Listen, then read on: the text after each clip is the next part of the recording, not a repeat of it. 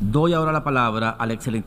I now give the floor to His Excellency Yvan Pinto, Minister of People's Power for Foreign Affairs of the Bolivarian Republic of Venezuela.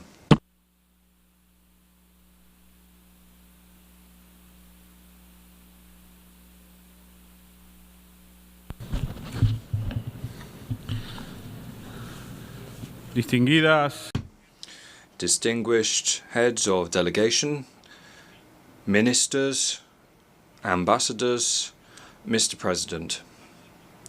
Over these last few days, we have heard in this General Assembly two narratives.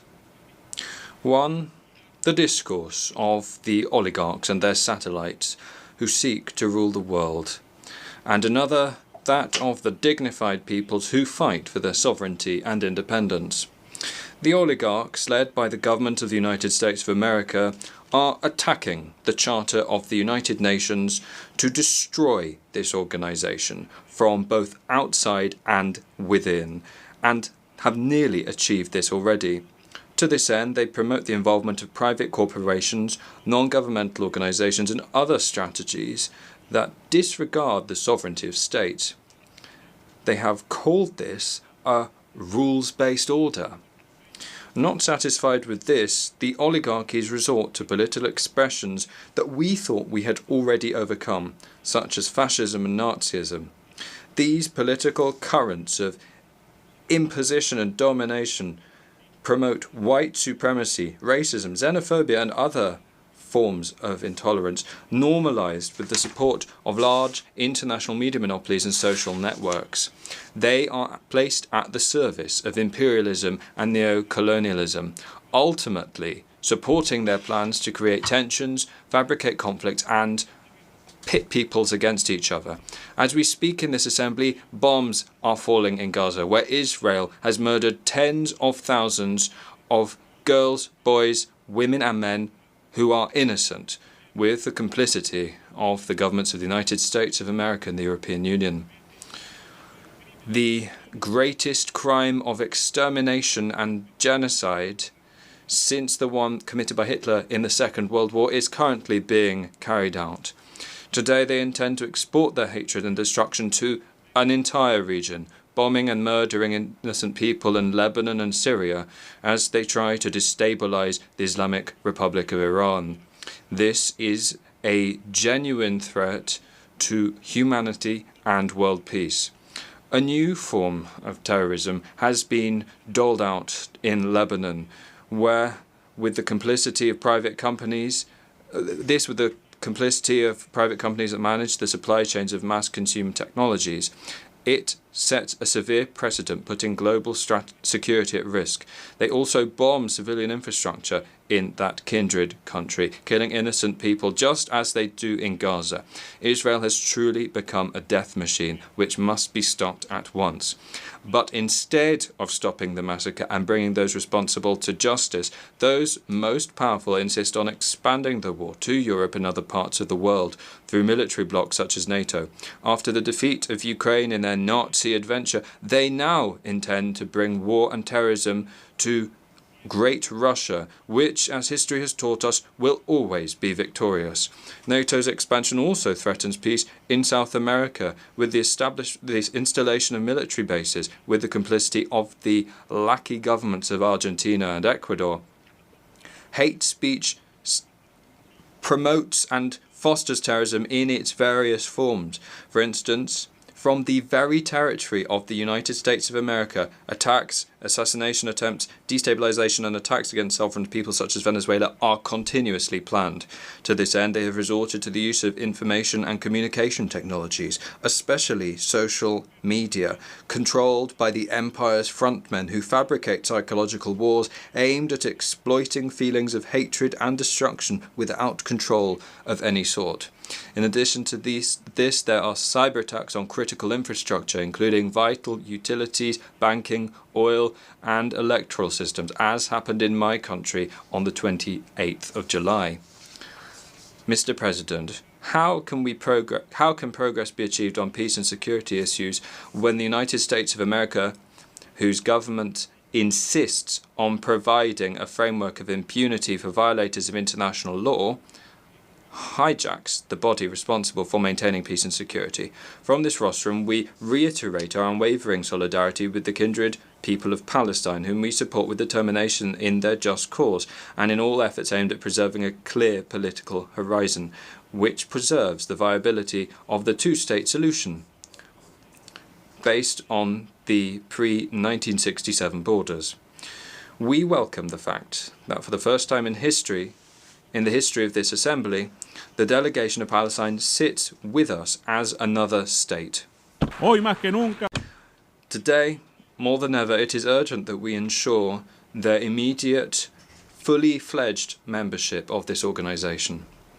We also wonder how the decolonization agenda can be achieved if we insist on preserving a status quo that only benefits the occupying and administering powers.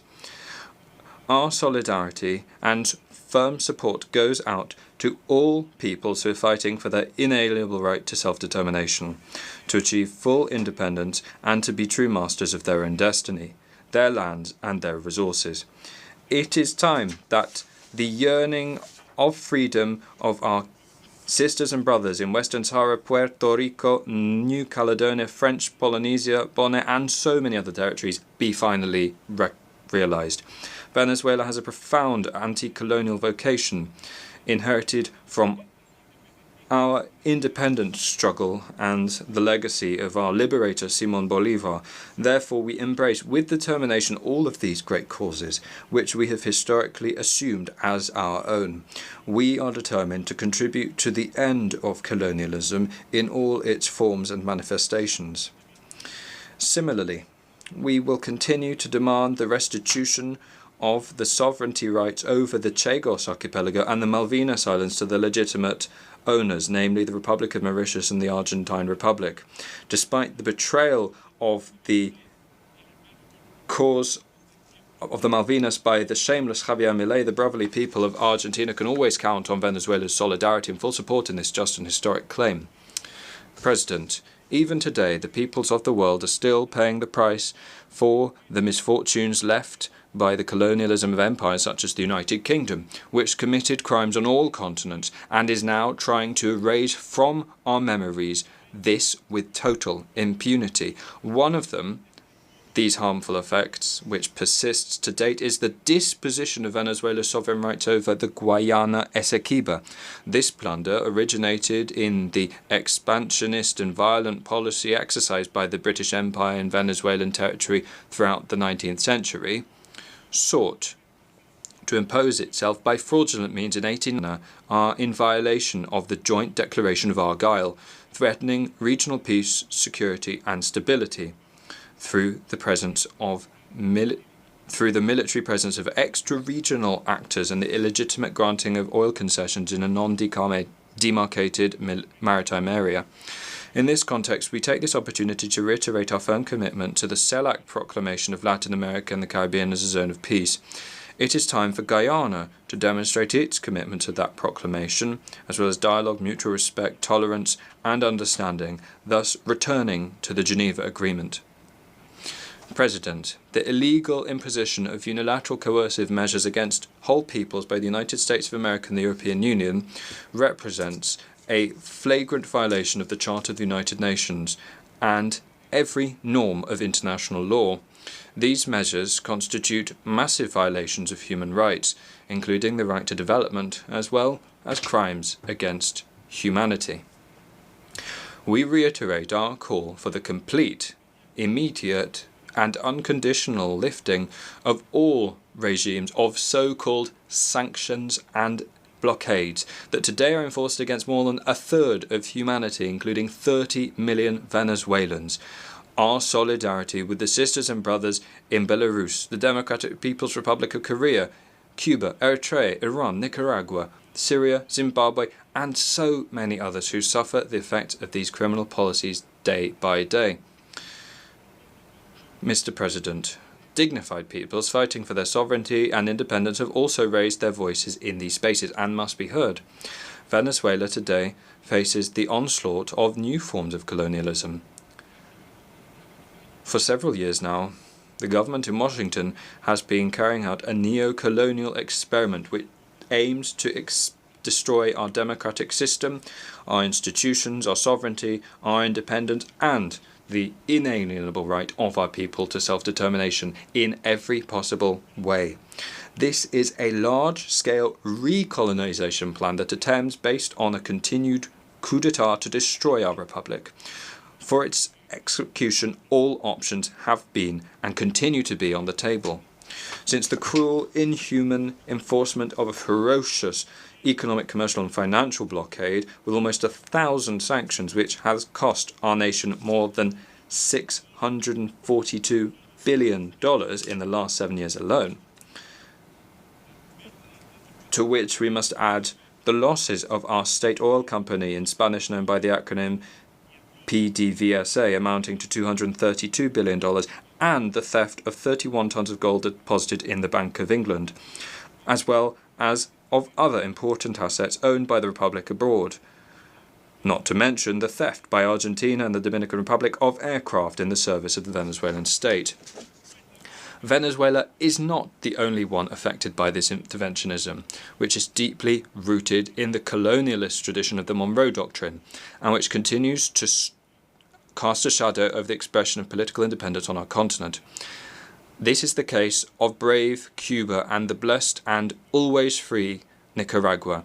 They also promote coup d'etat, as in Bolivia.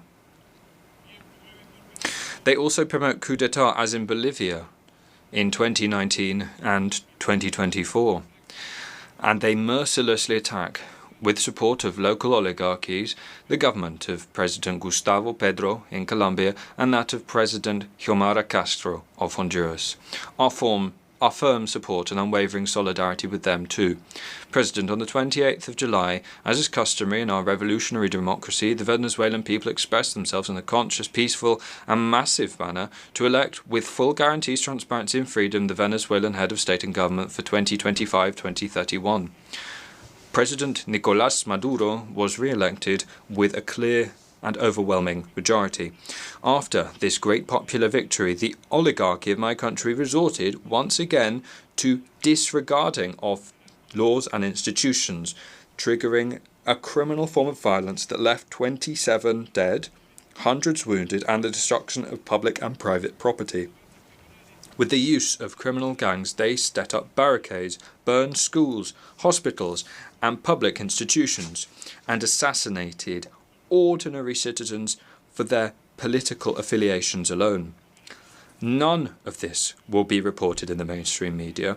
Worse still, neither does the UN High Commissioner for Human Rights, who, despite having received all of these facts about the criminal acts and the responsible actions deployed by the Venezuelan state, has preferred to turn the victims into perpetrators and the perpetrators into victims.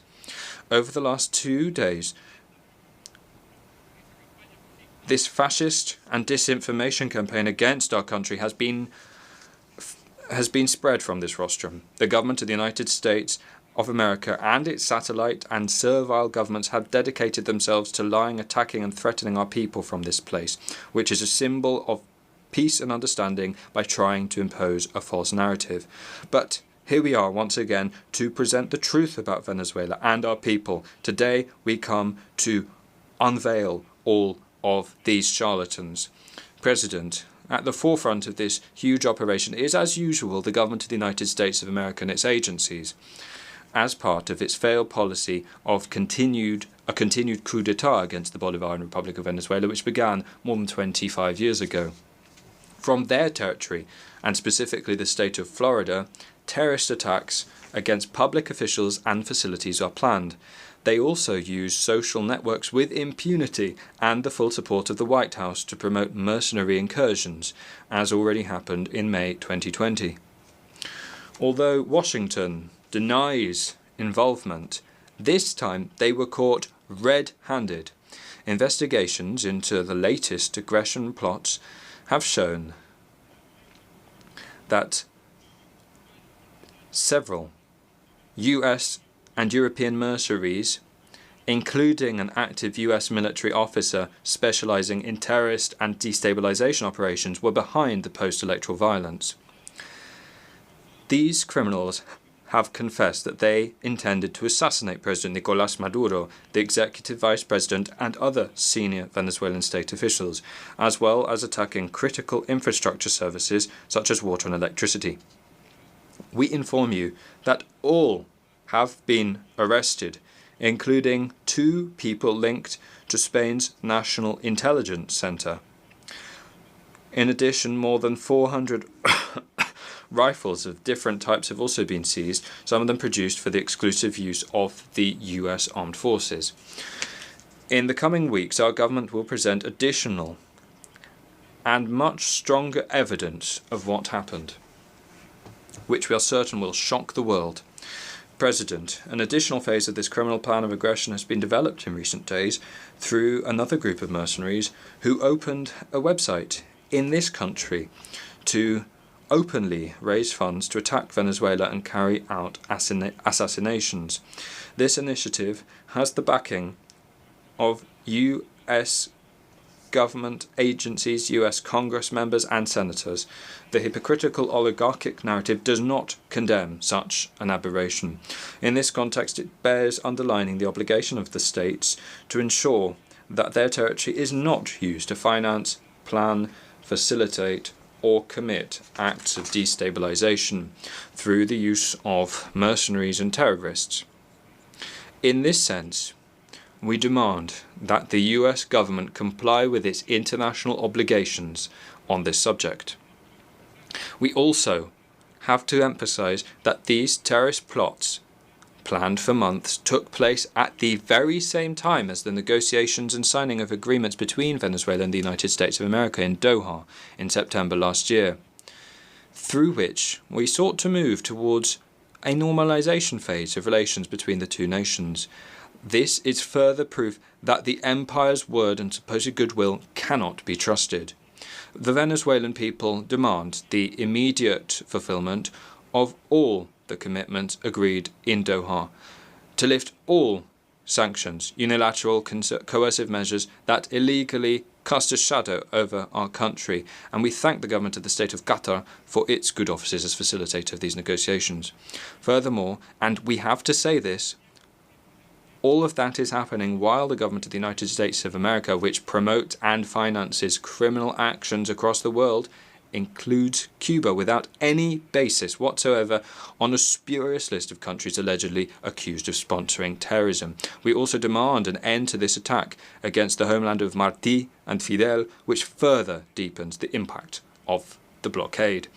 Mr. President, this new aggression against Venezuela that is still in full swing will have exactly the same destiny as all the previous ones, a resounding failure. Despite the psychological operations aimed at creating confusion, despite Washington's overt and covert operations within the framework of so-called maximum pressure, social peace reigns in Venezuela today. The plans to create violence have been overturned thanks to the determination of our people to defend their right to live in peace. Today, moreover, Venezuela has experienced growth that has allowed it to insert itself strongly into the world economy, contributing its strength to the production of energy, food, and basic goods and services. This success has been possible thanks to the determination of the Venezuelan people and the firm leadership that has managed to see down the blockade.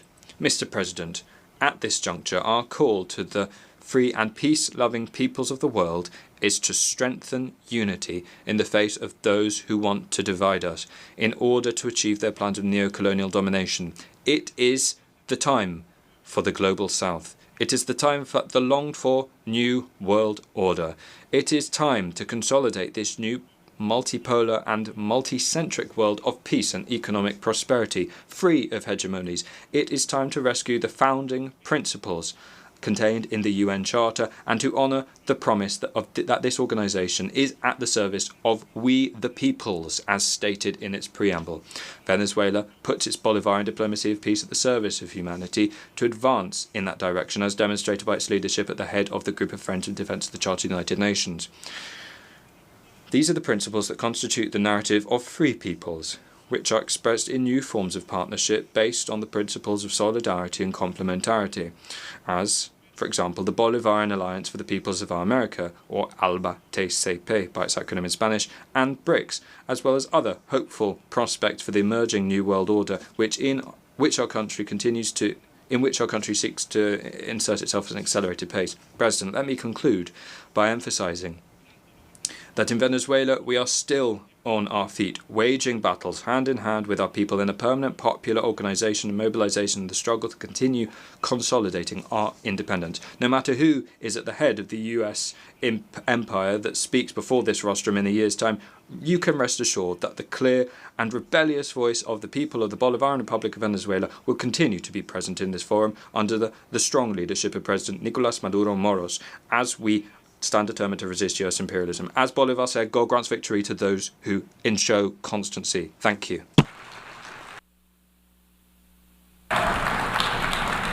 Muchas gracias al ministro. Thank you to the Minister of People's Power, Foreign Affairs of the Bolivarian Republic of Venezuela.